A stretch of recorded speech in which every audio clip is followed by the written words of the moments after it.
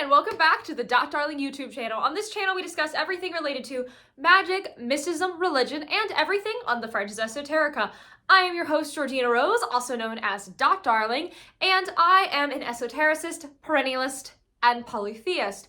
And in this video, I'm actually going to be continuing my Occult 101 series, which is the flagship series of this channel that I have been doing for the past 9 million years, it feels. But the thing is, there's always more to learn because the occult is an incredibly vast field. And so I will be making Occult 101 videos until the day that I croak. Probably after I croak, I'm going to be coming up on the Ouija board saying, oh my god, there's a beginner concept I haven't explained. And this beginner concept is one that I think is one of the most misunderstood things in the world. So this video is actually kind of being made out of spite, because I think this term is being used wrong. And I like to correct things and make things correct, because I have a Gemini and Mercury, and I am like this. And that would be shadow work. So shadow work is a really, really popular idea that I don't think anyone actually understands well. Because what has happened is basically anytime anyone in an occult space shows that they are struggling in some way or they have some issues they have not worked through, basically people just say, do shadow work. And you know, I'm guilty of this too. But I think it's gotten to the point where people are saying do shadow work and not explaining what that actually means. Because the thing is, shadow work is for everyone, and shadow work is one of the most vital things you can do as a mystic. But nobody explains what it is. So I will be explaining what shadow work is and how to actually do it. So to begin, we need to discuss what the idea even means and where it comes from. Shadow work is a concept from Jungian psychology, and I think that raises the question, why am I talking about it on an occult channel? Why do spirituality communities care so much about an idea that's based in psychology, a science? So let's be real for a second. Jung was not just based in science. Jung was a Gnostic. He wrote extensively about this. If you've ever read the Red Book, or even looked at the artistic illustrations from Jung's masterwork, the Red Book, you see some very clear metaphysical drawings. His techniques related to psychology were based in Western esotericism, and the modern contemporary thinkers who write a lot about Jung and discuss a lot about Jung discuss things from a somewhat metaphysical standpoint. Jung discussed ideas like archetypes, which we see in religion, and was pretty open about his inspiration. I see Jung as a bridge, right? I think Jung has, 1 foot in spirituality, 1 foot in psychology.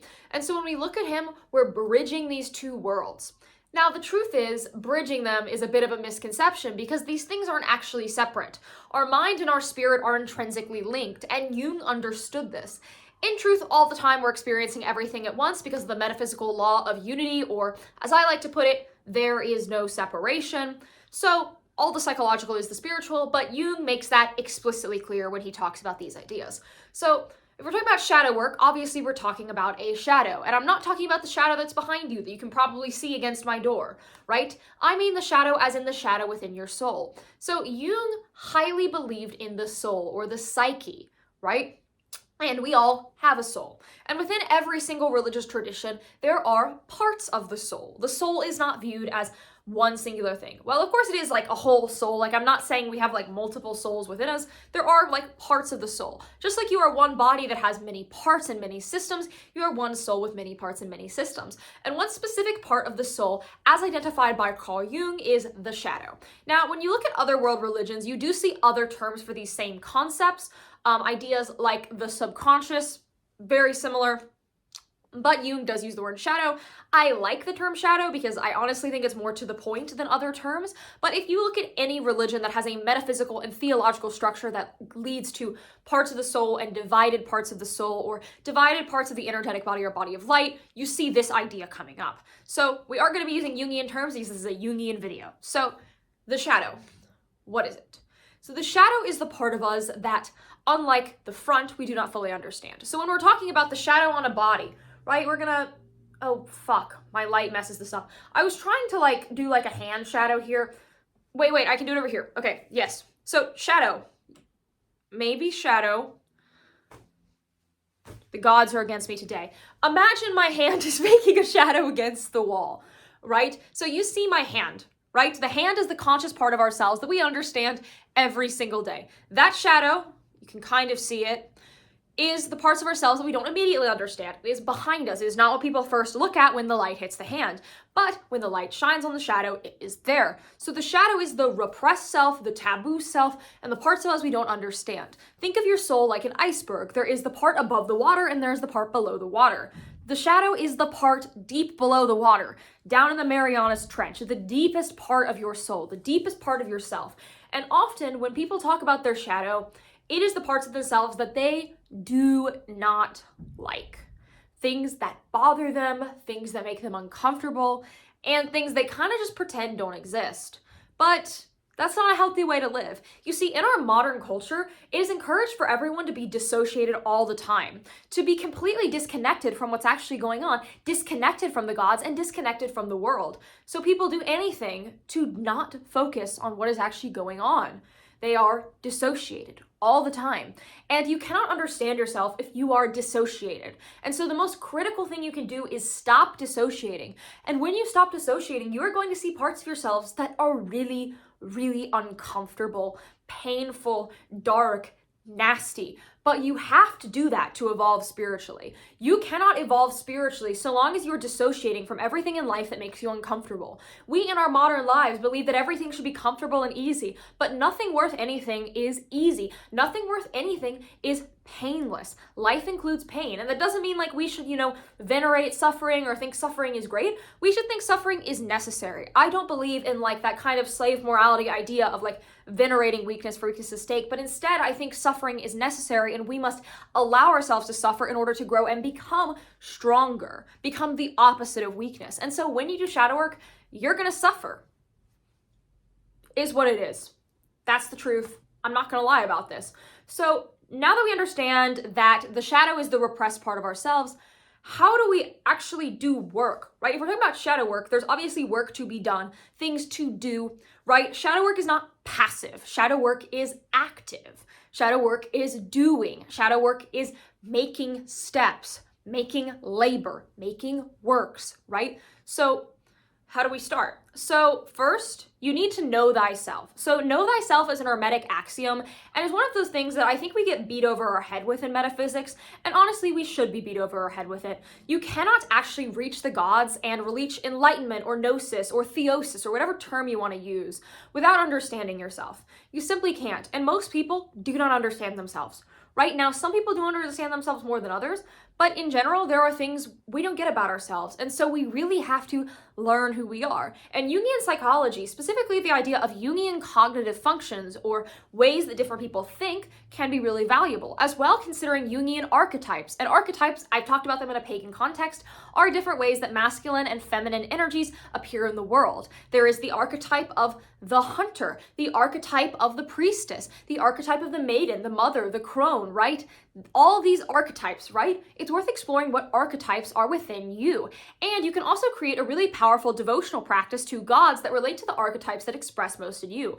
As well, it is worth looking at what archetypes do not express within you, what traits you lack, and then developing a practice to remediate them or bring them back in by worshiping gods that relate to those things that you are lacking. Because let's be real, we're all lacking things and we all have strengths. I disagree with the stance that we should be fully narcissistic and think everything about us is great, or the stance that we should live in constant despair and beat ourselves up all the time. I think these are two sides of the narcissistic coin, and I reject both. There are good things and there are bad things within both of us, and understanding that is a really critical part of knowing thyself. And then when we see things we lack, we see things we're weak in, we're not striving to be perfect. We're striving to improve and be more balanced and get closer to the gods, right? We are not the gods, so we are never going to be perfect. So that's a stupid thing to chase. It's just going to make you neurotic. You should just chase being closer to the gods, closer to a evolved version of yourself, right? And of course, you're always going to be working with yourself. You can't fundamentally change who you are, because if you did that, you would actually be going against your true will. And discovering and following your true will is one of the most important things we do as occultists. And actually, when I'm talking about shadow exploration and true will, you can kind of integrate these things into one process, because both of them are about you discovering yourself, gaining power over yourself, and then getting close to the Godhead. So anyways, now that we're talking about like general know thyself, right? Let's say you're starting to really understand yourself and you're ready to actually dive into that shadow. So the shadow is obviously the parts of yourself that are harder to know, right? It's pretty easy to know your top level version of yourself, right? That's pretty easy to figure out. Now, these deeper parts, less so. So I actually recommend starting with astrology. So astrology is really powerful, and I kind of hate that astrology has been reduced down to just personality. Astrology is a map to your soul, to your psyche, to every part within you. And so actually learning your astrological chart is a really critical way to start understanding yourself, but also it is not just that, it is a way to take action. You see, I don't believe in just learning yourself and then being done with that. I believe in learning yourself and then taking action. I believe in an action-based spirituality because the truth is we are disconnected from unity with the gods. Now, we are always surrounded by the gods. We're never actually detached from the gods, but we're not ever going to unite with them if we don't take steps to unite with them. You cannot achieve gnosis by sitting in your armchair and reading books and taking personality tests. You have to actually do things with the knowledge you are gaining. The knowledge works as a tool to then step forward and to get things done. That's why I advocate for ritual so heavily, because ritual is getting things done. So what you're going to do is you're going to take your natal chart and you're going to note your strengths and your weaknesses. And specifically when it comes to shadow work, there are a couple placements that I really recommend you look at. And that would be your 8th house and your 12th house. Those are 2 houses, or like kind of sections of the wheel. You'll see them when you pull up a wheel chart. Now, if you are doing Vedic astrology, I am much less familiar with that system, so you would have to talk to a Vedic astrologer to get specific positions, but for Western astrology, I pretty much stand by this. Your moon and any aspects on your moon. So your moon is your emotional world, and a lot of your shadow relates to that because the entire subconscious is lunar. So look at your moon, look at your 8th house, look at your 12th house, and then also look at where your Saturn is situated. So Saturn is the disciplinarian of the stars. It is death, rebirth, boundaries, restrictions. And by looking at your Saturn, you can see what you're restricted by, and that will give you a big key into your shadow. A lot of the times people are constrained by their shadow. So Saturn can help you understand what you're constrained by.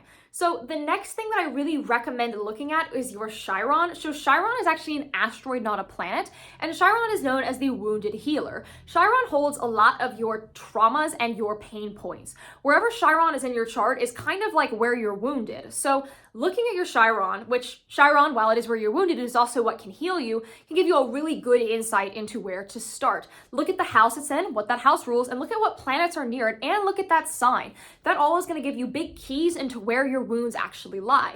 Now, the next thing I want you to look at, and this is the last thing I want you to look at, is your nodes. So the nodes are 2 points in your chart. They're not like planets again, but they're basically your north node and your south node. And your south node is where you are coming from, and your north node is where you are running to. Your south node is also your karmic debt, or the things that you basically did in your past lives that are negative, but your south node is also your kind of strength in some ways. It's your natural talents. It's basically what you've come into this incarnation with.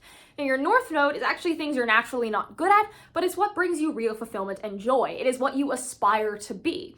And a big part of nodal work is taking your south node and taking your north node and finding a balance and an equilibrium between them, right? Because if you're wholly in one or the other, you're gonna feel like shit. So you want to find a balance where you are moving towards what you love, but you're retaining your strengths, right? And a thing I see about the south node is the south node, when you first start looking at it, is just pain. It's what you've come into this world with in debt. And people hate the word debt in a spiritual context. They're unfamiliar with it. We think of debt and we think of monetary debt. But debts are not just that, because you don't only owe money. You owe a lot, right? In this world. When someone does a bunch of favors for you, what are you then? You're in debt to them. When someone saves your life, you are a sense in debt to them. When you do something really immoral and viceful and it harms everyone around you in your community, you are in debt to that. You are obligated metaphysically to try to remedy that and fix it. And then that pays off your debt. When you are kind to other people who are kind to you, you are paying off a debt. Debt also isn't necessarily a bad thing. While it is accrued from things that are not always the best, it's still good because we're paying things back. We're constantly in an energetic exchange. When someone gives to you, they give you your energy, and when you give back, you give yours back. And so you want to keep that energy flowing healthfully in both directions. So understanding your debt, and I don't mean monetary, once again, is a very important part of shadow work. What do you owe? Who do you owe? What things have you done in your past that follow you that you think you could actually pay off with material actions and by taking steps? Paying off debt is an important part of shadow work. And when you explore the South Node, you are exploring your debt. And so after you've paid off your debt and you've kind of made those atonements, you are then able to integrate the strengths that come from those experiences, the things that you learned in those painful situations, and then bring that towards chasing your aspirations. So what are we doing with debt? We're paying it and then we're integrating it. This word integration is the core of shadow work. Your shadow is often dark, murky, painful, but can you get rid of it?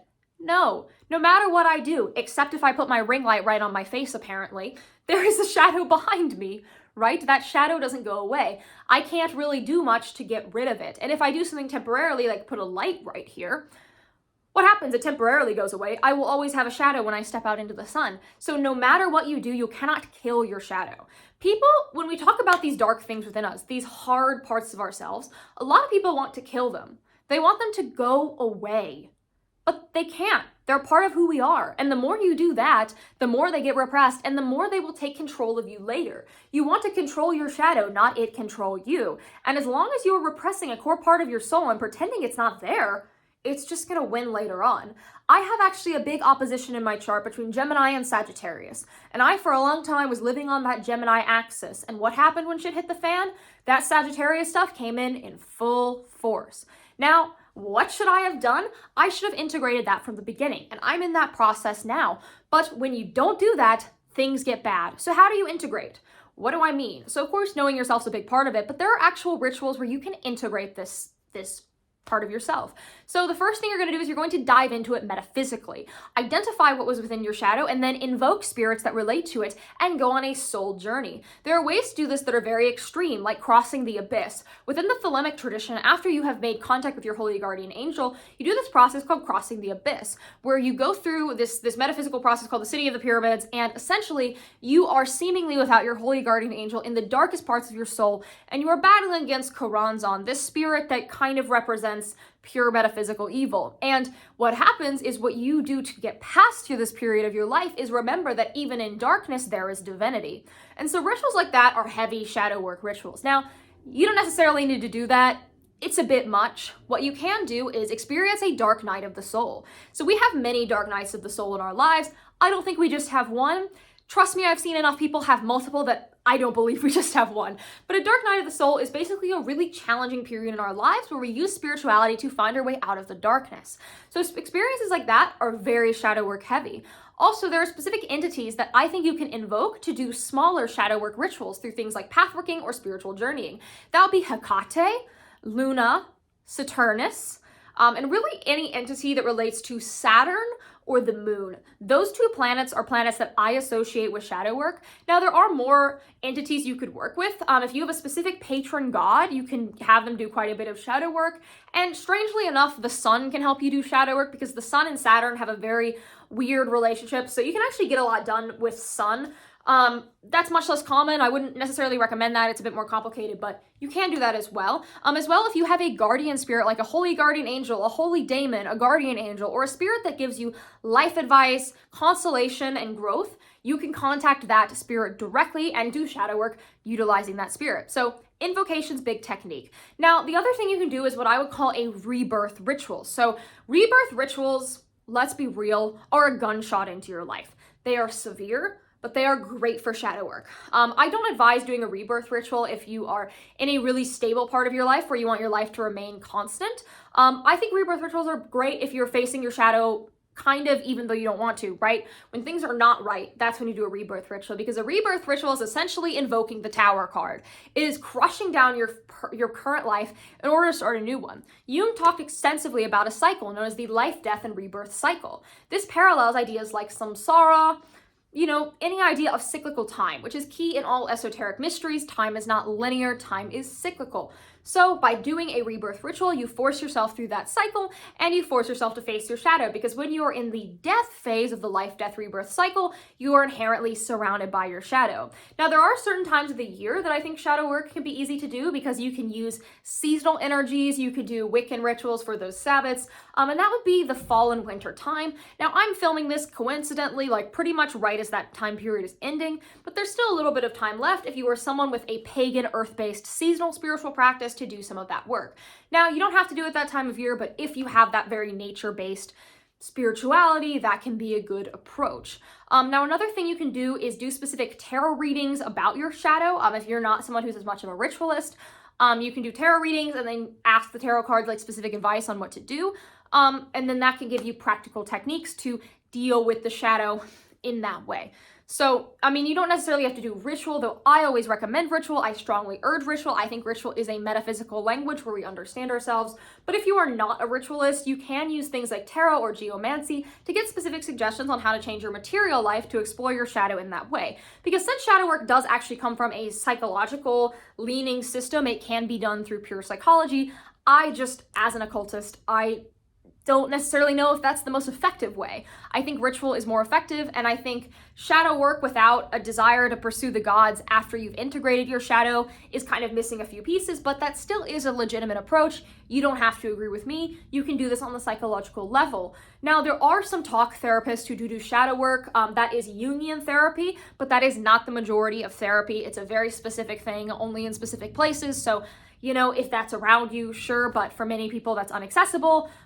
So yeah, not necessarily the approach. Now, if you are in a pagan organization or a witchcraft coven or an order, certain path working exercises can really help you explore this. And you can actually do group rituals where you all explore the shadow. Specific rituals around the moon can be really powerful. I remember I went to a group ritual where we used the Greek magical papyri, and I got a lot of shadow work done.